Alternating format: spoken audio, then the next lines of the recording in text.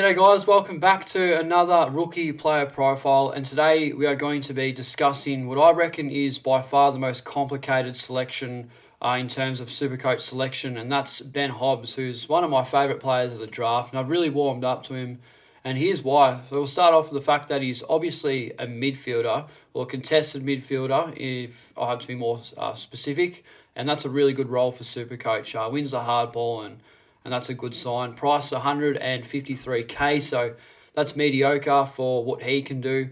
The durability is pretty good as well. There's nothing that I've heard from him, no injuries in the past, so that's always good, but it gets confusing here, and that is where we have to discuss his job security. You've got blokes like Merritt, Parrish, McGrath, Shield. I mean, even Perkins and Cox, I know they're not midfielders, but they're top 10 selections in last year's draft that were in and out of the side, and Ben Hobbs isn't even top 10. He's picked 13 and a midfielder, so that is only poor job security. But just to top it off and make it even more confusing, it's hard not to select him because Dyson Heppel has come out and said he's really impressed and come in ready-made. He'll bring a bit of a grunt on the inside, but he's also got footy smarts as well. Knows how to find the ball and is picking up the knack of our play pretty quickly. I reckon we'll see plenty of footy from him this year. So Dyson Heppel on first year midfielder, Ben Hobbs. So that to me makes it all the more complicated because just when you think the job security is really poor, the captain expects him to play. He didn't say when. He might not make his debut till round 15.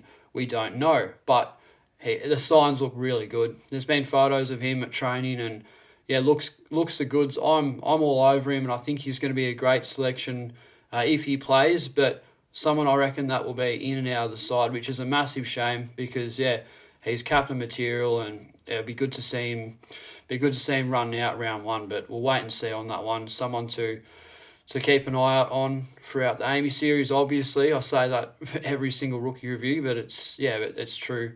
Average disposal 25, which is pretty good. That's solid. I reckon it's not elite for a midfielder, but a lot of them are contested, and that's why he plays a lot like Joel Selwood. That's who he was compared to in the national draft. So that's a good sign. And well, speaking of Joel Selwood, he was a first rounder. I'm pretty sure. It's going way back now. I made his debut in 2007 in by far one of the best Geelong outfits of the modern era. They belted Port in the grand final, and Selwood I think played every single game of that year, and he was a first year player. So could Ben Hobbs do the same thing for Essendon in 2022? I know that's a bit outrageous to think about, but there's no reason he can't, because if he rolls up at training now, having a full preseason obviously, and he sets the tone hard, he might kick someone out of that midfield. He might send Pidge, who's McGrath, down the back flank again and have a spot in the midfield. Depends how good he is, but yes, someone that I'm really bullish on. So that's a pretty good comparison as far as I'm concerned. The size is really good as well. Similar size to Chesser, but playing midfield. So 183 centimetres and 80 kegs. Be good if you put a little bit more muscle on, just because he's going to be playing a contested midfield role. I don't think he could possibly go anywhere else, if I'm honest. I don't think he has the potential to swing forward. I think it's midfield or bust for Benny Hobbs. So we'll talk about the strengths and weaknesses, and as always, we'll start off on the strengths. His ball win abilities, obviously a contested midfielder, knows how to find it. There's no doubt about that. His power, so very explosive in the contest. That's another main attribute for Hobbs, and the tackle count's good as well. That's a good one. Tackle count is key. So might not get 30 to 40 touches because he's averaging 25, but like Jack Steele, doesn't need 30 touches because the tackle count's good. Defensive midfielder, and that's what wins you matches, and that's what gets you games. So maybe the tackle count, I couldn't really find an average for tackling anywhere, but if it's anywhere from 5 to 10, hopefully that could be enough to cement his spot in the Essendon team, because I know as a Bombers supporter myself, I love our midfield, but I think it could get a little bit more defensive for improvement. So that's another thing I like to think about, and I reckon If he can improve his tackling as a result, he will continue to get games and play a bit more consistently. Next one, clearances. Obviously, clearance winning, that's a good attribute as well. Being a midfielder, there's no surprise there. Ready-made, that goes back to his size and his role. So, yeah, contested midfielder, ready-made, etc.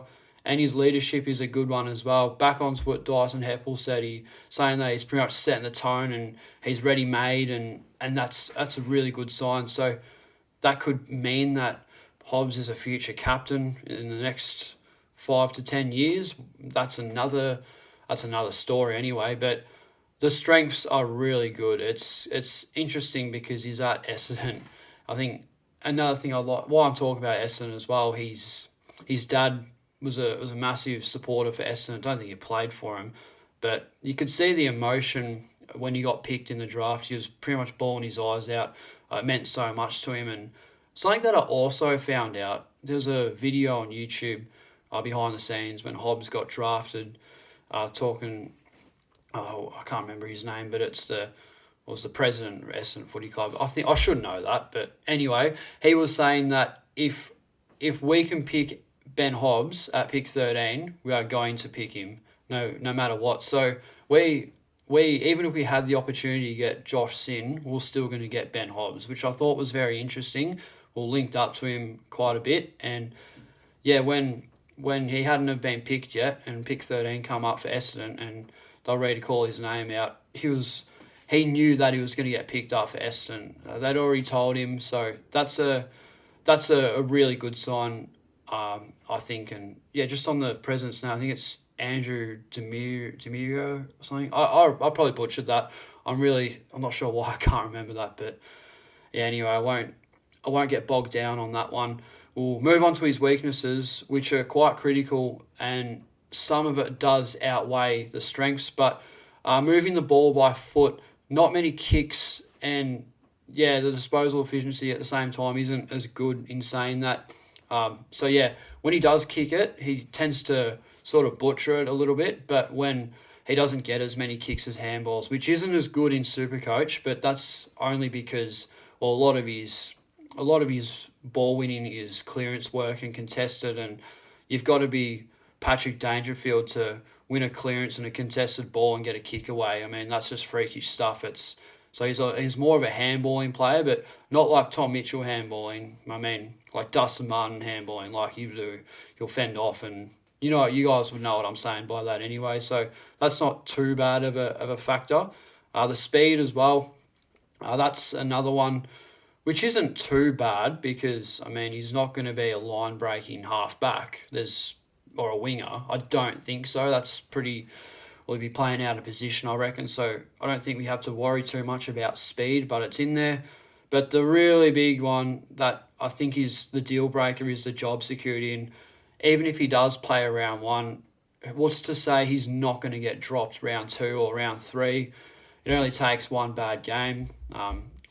This is not Supercoach relevant at all, but we saw what happened to Marcus Harris in the Australia Test. He's not playing today, even though he's been really good. A bit of a defensive batsman, but, I mean, the job security is poor. So on Benny Hobbs, maybe it doesn't matter how good he's playing because we've got all that midfield depth, which is quite alarming. And I think behind the Bulldogs, we're almost second tier with our midfield. I mean, it's that develops now. We've had so many good picks and we're ready to go and on a final surge, I would imagine. So that makes it really difficult to discuss whether or not Ben Hobbs is going to be a good selection or a bad selection. That's why I have him pegged at moderate. We have to wait and see. I can't say he's going to play round 1. I can't say he's going to get dropped. I don't know, but the signs are really good. But the job security is really poor, and that's what it comes down to at the end of the day. So a player to keep an eye out on and make sure. Obviously, we check if he's playing round 1. That's another thing. But yeah, the signs are good, and I haven't heard anything but great things about him over the off season, which is really good. So yeah, another rookie review out of the way. Obviously, I've had so much free time. I'm still an ISO, so hence why I'm belting out all these videos. So I thought I'd get this one out of the way, someone that is in my team at the moment, more of a placeholder, I think, at that price. Someone that's at M8. I can't really afford a 200k player because I've got Crisp. That's my structure. But of the lot, price from 123k to 180k at the moment, I like Ben Hobbs as a midfielder. But that's just me. But I'm keen to see some comments on, well, updates from Hobbsy and whether or not he's going to be a good selection for our sides. But I won't ramble on anymore, guys. I will end it at here. Let me know what you guys reckon, as always, and I'll see you guys in the next video.